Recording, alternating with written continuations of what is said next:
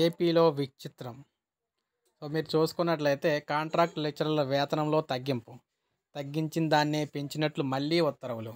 కూటమి ప్రభుత్వం ఆర్థిక భారం తగ్గించుకునేందుకు కాంట్రాక్ట్ ఉద్యోగుల పొట్టగొడుతూ ఉంది. తాజాగా పాలిటెక్నిక్ కాలేజీలో పనిచేసే కాంట్రాక్ట్ లెక్చరర్ల వేతనాలు సైతం తగ్గించేసింది. తర్వాత వారికి మేలు చేసినట్లు ప్రచారం చేసుకునేందుకు పాత వేతనాన్నే కొత్తగా పెంచినట్లు తాజాగా ఉత్తర్వులు అయితే జారీ చేసింది. వివరాల్లోకి వెళ్తే రాష్ట్రంలోని ప్రభుత్వ పాలిటెక్నిక్ కళాశాలలో మొత్తంగా 309 మంది కాంట్రాక్ట్ లెక్చరర్లు కొన్నేళ్లుగా పనిచేస్తున్నారు. వీరికి 2022లో వైఎస్ఆర్సీపీ ప్రభుత్వం పీఆర్సీ అమలు చేయడంతో నెలకు 61,960 వేతనం పొందుతూ ఉన్నారు. గత 3 ఏళ్లుగా వారంతా కూడా ఇదే వేతనం తీసుకుంటూ ఉన్నారు.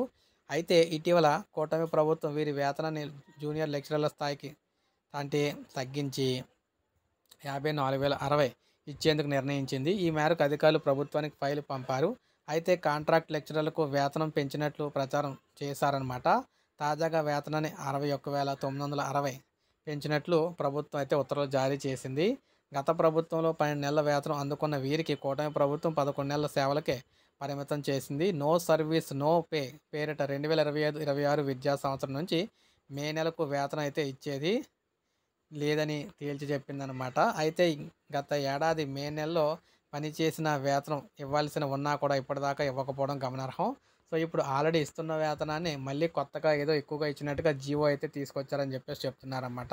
ఇది మనకి అప్డేట్. ఒక లైక్ చేయండి, సబ్స్క్రైబ్ చేసుకోవద్దు, మన ఛానల్ సబ్స్క్రైబ్ చేసుకోండి.